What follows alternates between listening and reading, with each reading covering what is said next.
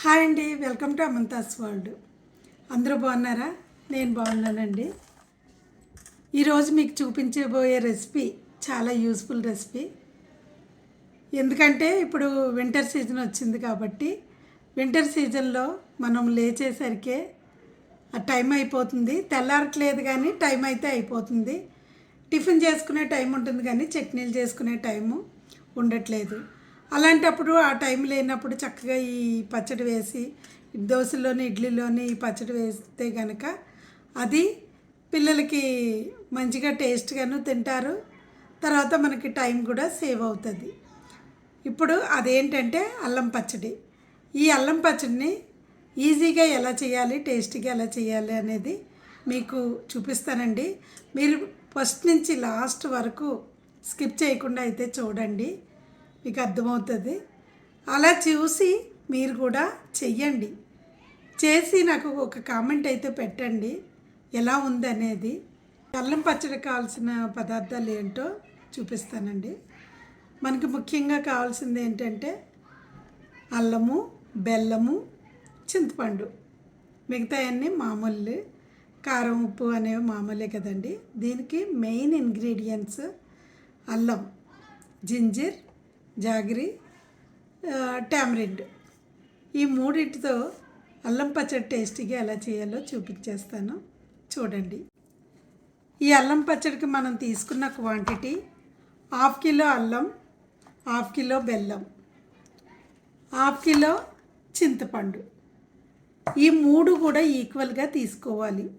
ఈ తూకం తెలియకపోతే మన దగ్గర ఏదో ఒక గిన్నె తీసుకొని ఆ గిన్నెతో కొలుచుకున్నట్లయితే ఈ ముక్కలు కట్ చేసి ఇది బెల్లం తురుము తీసుకొని తర్వాత ఈ చింతపండు 3 ఈక్వల్గా తీసుకోవచ్చు. ఇది ఎలా చేయాలనేది ఇది ఇంకా శుభ్రం చేయలేదండి, చేస్తాము.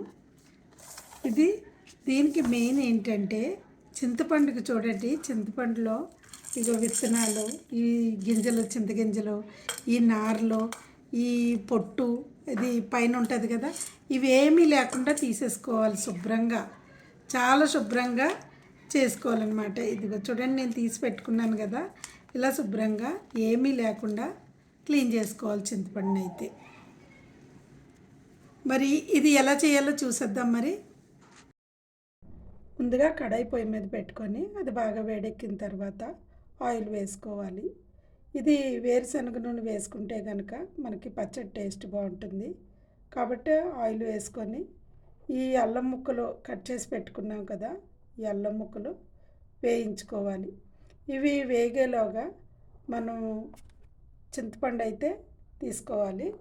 చింతపండు తీసుకొని ఆల్రెడీ శుభ్రం చేసి పెట్టుకున్నాం కదా, దీన్ని ఒకసారి శుభ్రంగా కడిగేసుకొని అందులో 1 కప్పు చింతపండు అయింది కాబట్టి 1 కప్పు వాటర్ అయితే వేసుకోవాలి.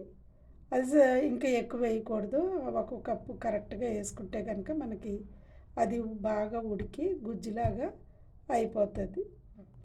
ఇప్పుడు ఈ అల్లం చూడండి, వేయించుకున్నాం కదా, ఈ అల్లం అయితే రెడ్డిష్ కలర్లోకి వచ్చే వరకు వేయించుకోవాలి. రెడ్ కలర్లోకి రావాలన్నమాట. ఈ విధంగా వేయించుకుంటే మనకి పచ్చి వాసన అనేది రాదు. ఇలా వేయించుకున్న అల్లం ముక్కల్ని తీసి వడకట్టి తీసి ఒక ప్లేట్లో పెట్టుకోవాలి.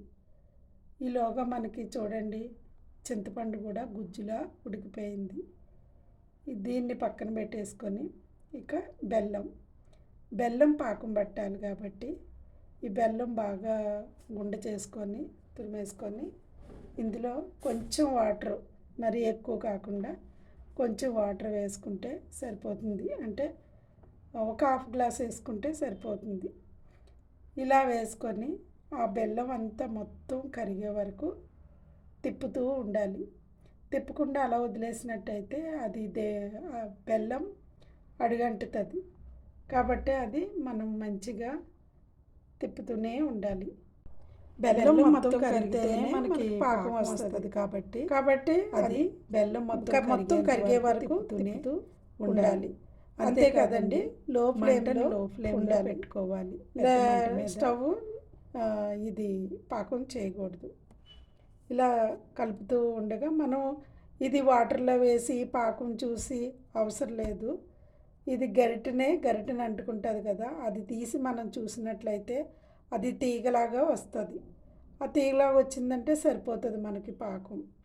మరీ గట్టి పాకమైన పచ్చడి అసలు మనం కదపలేమన్నమాట, అంత గట్టిగా అయిపోతుంది. కాబట్టి లేత తీగ పాకంలా ఉంటే సరిపోతుంది.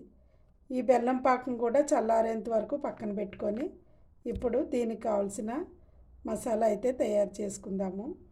ధనియాలు, 1 కప్పు ధనియాలు తీసుకున్నాను, అందులో 1/2 కప్పు జీలకర్ర.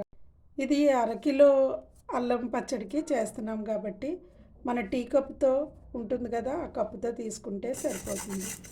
అలాగే ఒక 3 స్పూన్స్ ఆవాలు కూడా, ఆవాలు చిప్పట్లాడే వరకు వేయించుకోవాలి.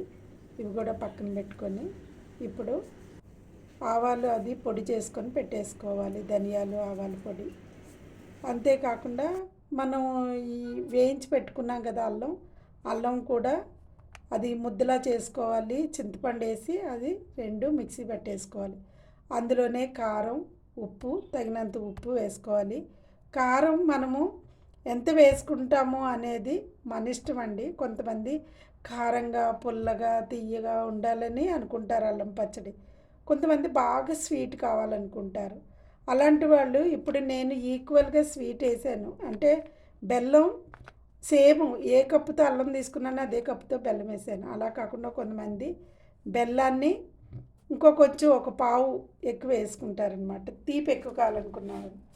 ఈ విధంగా వేసుకొని ఇప్పుడు దాంట్లో చిటికెడు పసుపు కూడా వేసుకొని కలిపేసుకొని పక్కన పెట్టుకోవాలి. దానికి మనం తాలింపు తయారు చేయాలి కాబట్టి ఇప్పుడు ఆయిల్ వేసుకుంటున్నాను. 1/2 కిలో అల్లం పచ్చడికి కిలో ఈజీగా పడుతుందండి. కిలో వేసుకుంటే మనకి మంచిగా అది ఆయిల్గా పచ్చడి అయితే, అది అల్లం పచ్చడి అనేది వెంటనే పీల్చుకోదు ఆయిల్, మనకి పైనే కనిపిస్తుంది. తర్వాత ఒక 2-3 రోజులకి అది దాంట్లో అబ్జర్వ్ అయిపోతుంది అనమాట, అది పీల్చేసుకుంటుంది. ఇలా చేసుకుంటే కనుక చాలా బాగుంటుంది. ఇందులో పోపులు వేసుకోవాలి. అంటే 2 చెంచాలు మినప్పప్పు, 1 చెంచా శనగపప్పు. నేను ఇందులో నల్ల మినప్పప్పు వేసుకున్నాను, అంటే పొట్టు మినప్పప్పు అంటాం కదా, అది వేస్తే టేస్ట్ ఇంకా బాగుంటుందండి. అందువల్ల అది పొట్టు మినప్పప్పు వేసుకున్నా. అందులో కొంచెం ఆవాలు, 1 స్పూన్ ఆవాలు వేసుకోవాలి. 1 గుప్పెడు ఎండుమిరపకాయలు, కరివేపాకు, ఇవన్నీ వేసుకొని దోరగా వేయించిన తర్వాత ఇప్పుడు వెల్లుల్లి ముద్ద, అంటే వెల్లుల్లిపాయ ఒకటే కచ్చపచ్చ మిక్సీ చేసుకోవాలి, లేదా దంచుకోవాలి. అది మెత్తగా చేయకూడదు, ఈ విధంగా పలుకులా ఉండాలి. ఈ విధంగా చేసుకొని ఇది స్టవ్ బంద్ చేసేసి వేసుకోవాలి, సరిపోతుంది. అది పచ్చివాసన పోతే చాలు, బాగుంటుంది. అందులో కొంచెం ఇంగువ అనేది మన ఇష్టం అండి. కొంతమంది వేసుకుంటారు, కొంతమంది ఇష్టపడరు. నేనైతే 1 చిటికెడు మాత్రమే ఇందులో వేసాను. అది దానివల్ల ఫ్లేవర్ కూడా బాగుంటుంది, మంచి టేస్ట్ కూడా వస్తుంది పచ్చడి. అందువల్ల కొంచెం 1 చిటికెడు అయితే నేను ఇంగువ వేసాను. అంతేనండి, మనకి అల్లం పచ్చడి అయితే రెడీ అయిపోయింది. ఇది అన్ని టిఫిన్స్లోనూ, ఉప్మాలో అవ్వచ్చు, దోశలో అవ్వచ్చు, ఇడ్లీలో అవ్వచ్చు, మనము ఎందులోనైనా ఇది వేసుకొని తినొచ్చు. శీతాకాలంలో ఈ పచ్చడి వేసుకోవడం వల్ల పైత్యం లేకుండా చేయడమే కాకుండా జీర్ణశక్తి కూడా పెరుగుతుంది. Thank you.